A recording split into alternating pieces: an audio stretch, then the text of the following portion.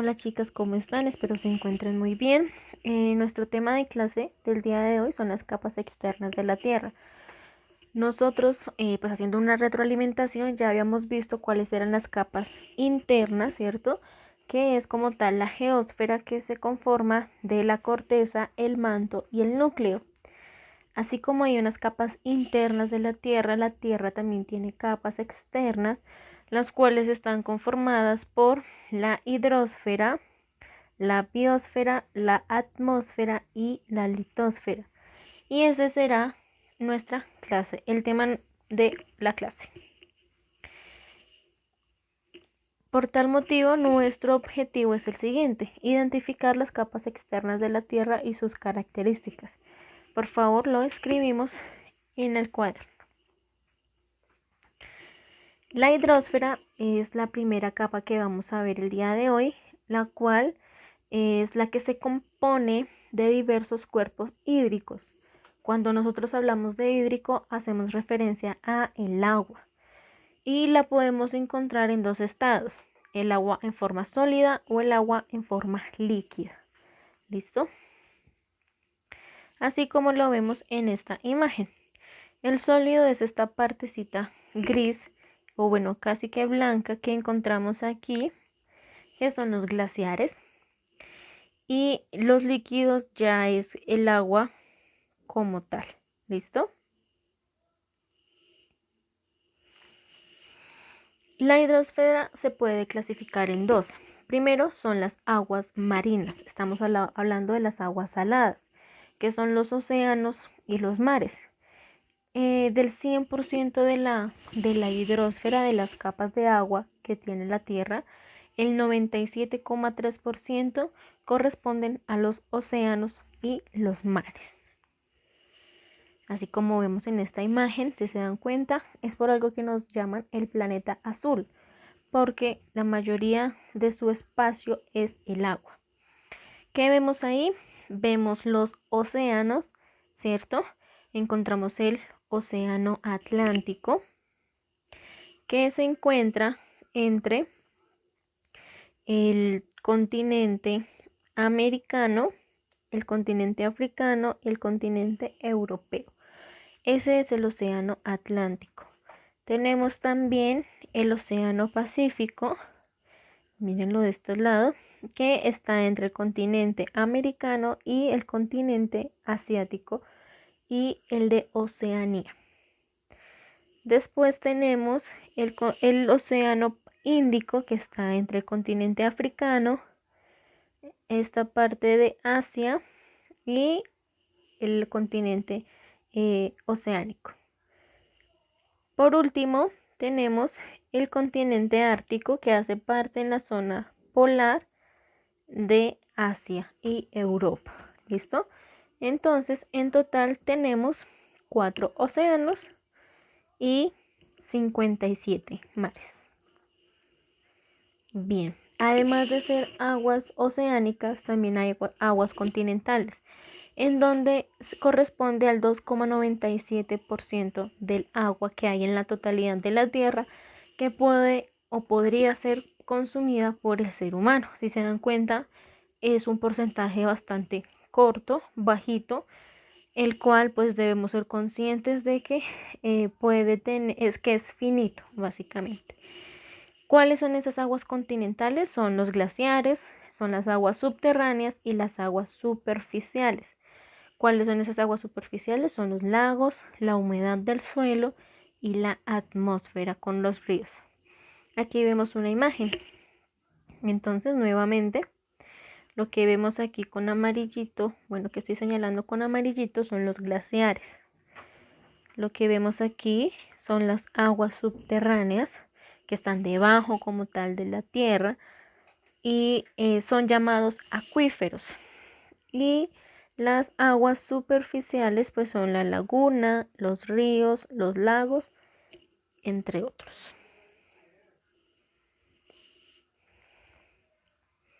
Muy bien.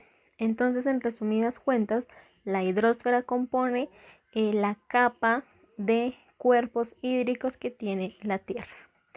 La siguiente capa externa de la Tierra es la litosfera, que es Está formada por materiales sólidos y se presenta dividida en placas tectónicas que se mueven pero no se deforman.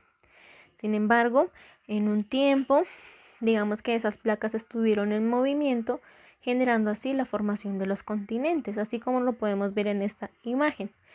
En un principio, cuando estaban juntos los continentes, era considerado o se llamaba la Pangea.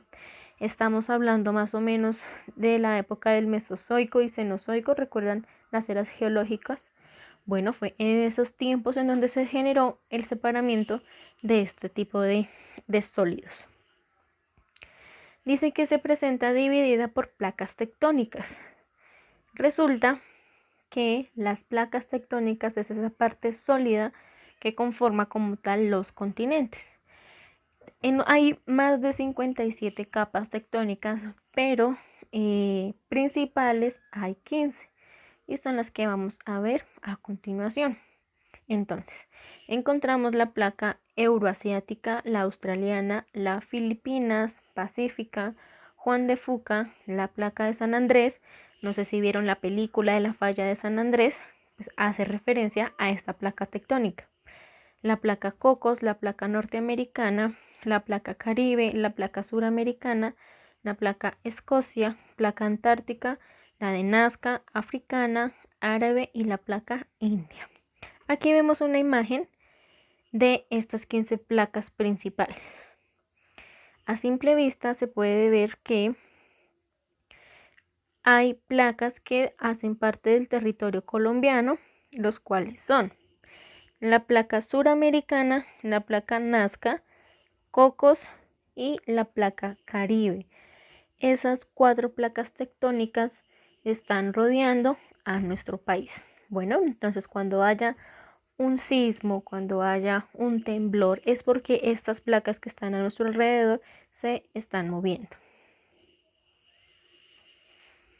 La siguiente capa de la Tierra es la biosfera. La biosfera, como su nombre lo indica, hace referencia a la biodiversidad. Estamos incluyendo toda la vida que hay en el planeta Tierra, incluyendo la vida humana, la vida de los animales y la vida de las plantas, así como se ve en esta imagen. Y pues se hace posible la vida en ella. Listo, digamos que estas son las capas superficiales que tiene el planeta Tierra. Listo, sin embargo, hay unas que no podemos tener contacto con ellas, ni podemos, ni las podemos ver. Y esas son las capas de la atmósfera. Bueno, la atmósfera es una capa, o sea, es prácticamente es la capa de la Tierra en donde nosotros respiramos, pero que no podemos ver. Ella se puede dividir de la siguiente forma. Se divide en 9 capas. La diferencia entre estas capas son la altura y los componentes que encontramos en ellas, así como la vemos en esta imagen. Entonces, la primera capa que tiene la Tierra de la atmósfera es la troposfera, que se encuentra, digamos, a nuestra altura, de los 0 a los 18 kilómetros, a nuestra altura. Nosotros hacemos parte de la zona ecuatorial. Cuando hablamos de la altitud en zonas polares, pues estamos hablando del polo norte y el polo sur, a una distancia de 0 a 9 kilómetros. En la troposfera hay vida, ¿cierto? Que estamos nosotros estamos en la capa de la troposfera de la atmósfera y se presentan fenómenos climáticos como la lluvia, los vientos, entre otros. Recuerden, chicas, que a mayor altura, esto es una ley geográfica, a mayor altura, menor temperatura. Y así se genera esta condición en la troposfera. ¿Qué elementos podemos encontrar en ellas? El oxígeno, el nitrógeno y el argón. Además, tiene corrientes atmosféricas veloces llamadas corrientes a chorro. Cuando hablamos de corrientes atmosféricas, estamos hablando de los vientos. La siguiente capa es la tropopausa. La tropopausa tiene una temperatura menor a 45 grados centígrados y unos 50 grados centígrados, a una altura de 20 kilómetros, tiene corrientes atmosféricas de chorro, que estamos hablando que es casi como un torbellino, de forma horizontal y de forma vertical. Recuerde que esos son los vientos. En esta capa también se presenta que a mayor altura, menor temperatura. Contiene nitrógeno y oxígeno. Seguimos con la estratosfera. Esta se encuentra a una altura entre 18 y 50 kilómetros. Tiene una altura en las zonas polares de 10 y 30 kilómetros. Y aquí ya cambia la condición. Ya no decimos que a mayor altura es menor temperatura, sino que en la estratosfera a mayor altura se presenta mayor temperatura, porque nos estamos alejando de esta presión atmosférica. Además, es en donde encontramos la capa de ozono, ¿listo? Que protege o nos protege a nosotros de los rayos ultravioletas del sol. La siguiente capa es la mesósfera. Se encuentra a unos 50-90 kilómetros de nuestra altura, en las zonas polares a unos 30 o 35.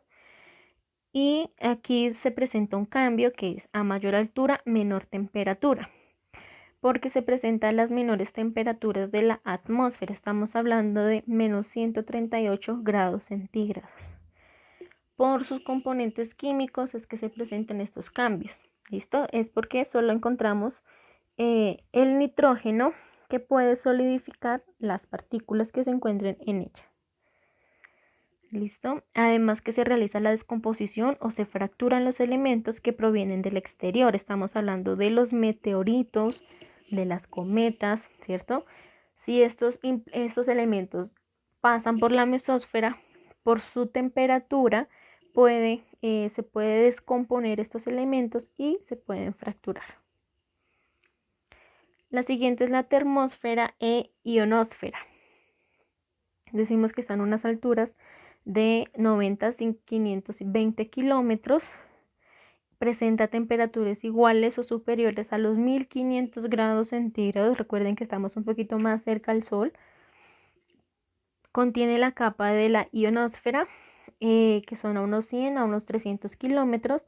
Y en esta capa se permite lo siguiente: la liberación de los iones y el viaje de las transmisiones u ondas radiales que facilitan la comunicación. Básicamente en esta capa de la atmósfera es donde se pueden ver los satélites, en donde están ubicados los satélites. La siguiente capa es la exósfera, a una altura de los 520 a los 10.000 kilómetros. No hay partículas de luz, por lo tanto no hay luminidad. Y se presenta la zona de tránsito entre la atmósfera terrestre y el espacio interplanetario. En esta capa se encuentran los satélites espaciales, pero solo en la zona ecuatorial. Nosotros hacemos parte de la zona ecuatorial. Por tal razón, en nuestra órbita geoestacionaria se encuentran ubicados dichos satélites. Y hay pequeñas trazas de nitrógeno, hidrógeno y helio. Y tenemos la magnetosfera, que está a una altura de los 11.000 y 12.000 kilómetros. Todo su cielo es oscuro porque no hay partículas de luz y se presenta el campo magnético de la Tierra. Entonces, chicas, este es el resumen como tal de las capas externas de la Tierra. Recordemos que son la hidrosfera, la litosfera, la biosfera y la atmósfera, que a su vez se divide dependiendo la altura y los componentes que encontremos en ellas. Por favor, no se les olvide realizar la actividad que van a encontrar en Classroom y nos vemos la próxima clase.